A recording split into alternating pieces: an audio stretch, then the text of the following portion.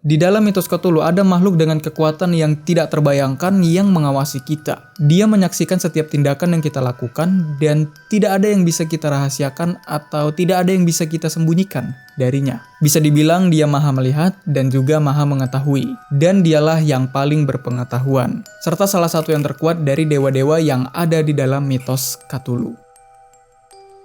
Makhluk itu atau dewa itu dipanggil dengan nama Yog-Sothoth. Dia juga memiliki beberapa julukan seperti The Beyond One, All in One. Yog-Sothoth knows the gate. Yog-Sothoth is the gate. Yog-Sothoth is the key and guardian of the gate. Dan dia merupakan cucu dari Azathoth. Jadi Azathoth itu melahirkan dewa atau makhluk yang bernama Nameless Mist. Baru dari Nameless Mist itulah lahir Yog-Sothoth. Baru nanti Yog-Sothoth itu berpasangan dengan Sub-Niggurath, yang mana hasil dari persalinan itu melahirkan Nuk dan Yeb. Dan yang mana juga itu akan melahirkan Cthulhu. Jadi Yog-Sothoth itu adalah kakeknya Cthulhu dan cucunya Azathoth. Yog-Sothoth itu sama seperti Azathoth, yaitu omnipotent atau maha kuasa dan berada di luar alam semesta. Yog-Sothoth merupakan perwujudan dari ruang dan waktu. Oleh karena itu dia bisa melihat atau mengetahui setiap tindakan yang kita lakukan, atau bahkan setiap makhluk hidup, mulai dari yang paling kecil sampai ke dewa-dewa yang terkuat. Dia bisa melihat masa lalu, masa sekarang, dan masa depan dalam satu waktu. Kehadirannya menyentuh tiap makhluk di setiap garis waktu dan semua multiverse pada saat yang sama. Oleh karena itu, seperti yang aku bilang di awal video, tidak ada yang bisa kita sembunyikan dari Yog-Sothoth. Walaupun Yog-Sothoth ini merupakan cucunya Azathoth, tapi kekuatannya itu bisa disandingkan dengan Azathoth. Atau bahkan banyak juga yang bilang kalau Yog-Sothoth itu lebih kuat daripada Azathoth. Coba aja kita bayangkan kalau misalnya Azathoth dan Yog-Sothoth itu punya kekuatan yang setara gitu kan. Nah, tapi bisa kita bilang Yog-Sothoth yang lebih kuat. Kenapa? Karena Yog-Sothoth itu memiliki kecerdasan yang lebih tinggi ketimbang Azathoth. Dan juga Yog-Sothoth ini lebih aktif ketimbang Azathoth. Kalau Azathoth itu kan ya udah tidur aja dia. Kalau Yog-Sothoth tidak. Dia mengawasi kita. Selain itu, seperti yang aku bilang tadi, Yog-Sothoth itu kan perwujudan ruang dan waktu. Jadi bisa dibilang kalau Yog-Sothoth itu merupakan latar fiksi yang dibuat oleh Pak Lovecraft yang digabung menjadi satu, yaitu Yog-Sothoth. Biar lebih gampang memahaminya, coba kalian bayangkan gimana jadinya kalau serial Dragon Ball itu digabung menjadi satu makhluk atau satu karakter, yaitu Yog-Sothoth. Son Goku, seluruh manusia terkuat, Saiyan, Zeno, God of Destruction, Angel. Coba bayangkan kalau mereka semua itu digabung menjadi satu. Karakter yang tercipta dari gabungan tersebut bukan hanya kuat, tapi dialah yang terkuat di latar fiksi tersebut. Itulah kenapa salah satu julukan dari Yog-Sothoth ini adalah All in One. Semua dalam satu. Itulah juga kenapa banyak yang bilang kalau Yog-Sothoth lebih kuat daripada Azathoth. Azathoth mungkin adalah dewa yang terkuat di dalam latar fiksi tersebut. Tapi Yog-Sothoth adalah latar fiksi itu sendiri. Kalau kita pakai penggambaran anak tangga, Azathoth itu pasti berada di tingkatan paling atas gitu kan. Dia berada di anak tangga yang paling atas.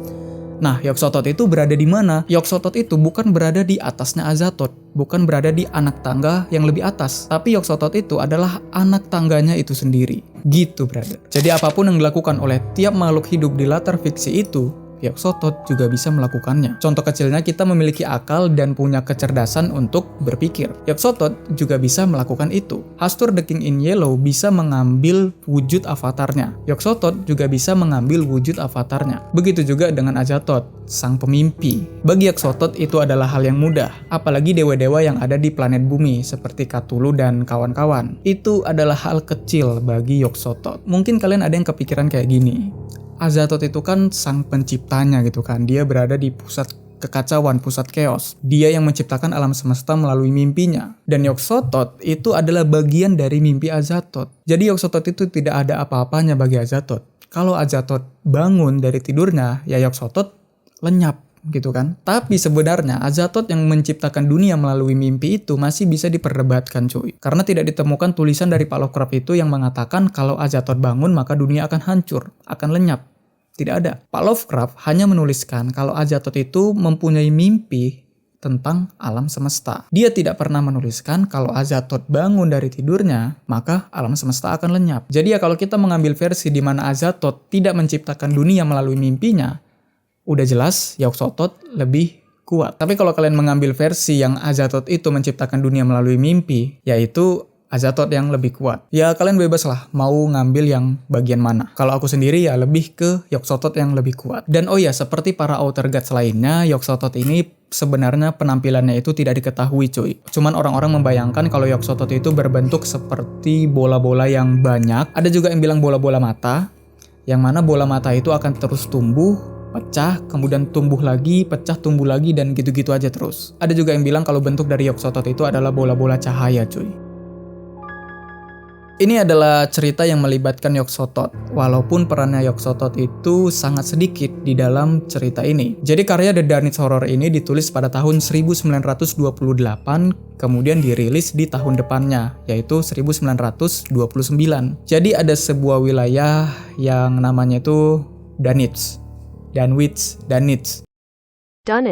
Di sana ada seorang wanita albino yang cacat dan tidak stabil, atau ada kurang-kurangnya gitu. Namanya adalah Lavinia Wheatley. Nah, ayahnya Lavinia itu mempelajari ilmu-ilmu sihir, dan dia kan sekarang itu udah makin tua, jadi dia udah mulai ada kurang-kurangnya juga cuy. Nah, suatu ketika Lavinia ini dihamili oleh seorang pria yang misterius yang dipanggil Yogg-Sothoth oleh ayahnya Lavinia ini. Yang mana itu sebenarnya memang Yogg-Sothoth yang mengambil wujud avatarnya, kemudian menghamili Lavinia. Lavinia kemudian melahirkan 2 anak kembar. Yang pertama adalah anak laki-laki yang diberi nama Wilbur Wheatley, dan yang satunya lagi adalah anak yang tak terlihat atau invisible. Nah, di sini warga sekitar udah ngerasa ada yang aneh, terkhusus kepada Wilbur, karena Wilbur itu dari bayi itu dari lahir itu berkulit hitam coy. Sedangkan ibunya Lavinia itu albino. Kok bisa albino anaknya hitam? Belum lagi warga sekitar itu tidak mengetahui siapa suami dari Lavinia ini. Belum lagi Wilbur ini mengeluarkan bau yang aneh. Terus nggak cukup sampai di situ, hal yang aneh juga ada pada perkembangan dari Wilbur ini. Jadi pertumbuhan Wilbur itu tumbuh dengan sangat cepat. Dalam waktu 1 dekade atau waktu 10 tahun, Wilbur itu udah kayak bapak-bapak coy. Dia udah tumbuh jenggot, padahal baru 10 tahun. Nah, akhirnya warga sekitar pun menjauhi mereka, menjauhi rumah mereka, menjauhi keluarga mereka. Nah, begitu juga dengan anaknya yang tak terlihat itu. Anaknya itu tumbuh semakin besar, dan ternyata anaknya itu bukanlah manusia, melainkan monster.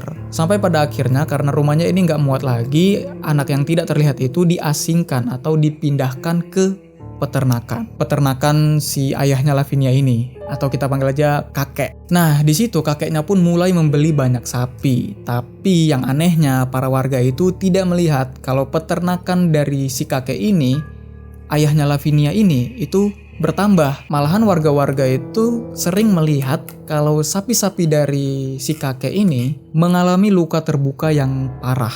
Dan ya, itu sebenarnya adalah tindakan dari anak yang tak terlihat ini. Dia membutuhkan banyak darah untuk mencukupi nutrisinya. Dan suatu ketika, Wilbur menemukan kakeknya terluka parah, yang mana itu disebabkan oleh anak tak terlihat itu. Dan ibunya itu juga hilang. Untuk menghentikan monster itu, pada akhirnya Wilbur ini berkelana ke Universitas Miskatonic untuk mendapatkan salinan dari kitab Necronomicon. Perpustakaan Miskatonic itu merupakan satu-satunya perpustakaan yang menyimpan salinan Necronomicon. Nah, Necronomicon itu memiliki mantra yang dapat memanggil The Old One. Tapi sayangnya, pustakawan Dr. Henry Armitage menolak untuk memberikan salinan Necronomicon itu kepada Wilbur. Ini membuat Wilbur mengambil tindakan untuk mencuri kitab tersebut pada malam hari. Tapi sayangnya, anjing yang berjaga pada malam itu mencium baunya Wilbur. Dan Wilbur pun tewas diserang oleh anjing-anjing itu. Nah, dengan kematian Wilbur, saat ini tidak ada yang memperhatikan makhluk yang tak terlihat itu. Hingga pada akhirnya peternakan tersebut meledak dan monster yang tak terlihat itu keluar dari peternakan untuk mencari makanan, untuk mencari darah. Dia menyerang pemukiman warga dan beberapa keluarga itu mati dan juga beberapa polisi. Sampai pada akhirnya pustakawan Dr. Henry Armitage beserta dengan 2 profesor lainnya datang dengan pengetahuan dan senjata yang dibutuhkan untuk mengalahkan monster tak terlihat tersebut. Mereka menggunakan bubuk ajaib yang mana membuat monster itu menjadi terlihat. Dan salah satu dari mereka kaget ketika melihat sosok raksasa tersebut sebesar gudang itu teriak minta tolong. Dan tepat sebelum mantranya itu menghancurkan monster tersebut, area di sekitar monster tersebut hangus terbakar. Itulah cerita yang berkaitan dengan Yogyakarta, walaupun Yogyakarta itu perannya sangat sedikit. Sepertinya itu aja yang bisa kita bahas di video kali ini. Koreksi kalau ada yang salah, tambahin kalau ada yang kurang. Terima kasih udah nonton dan sampai jumpa di next video.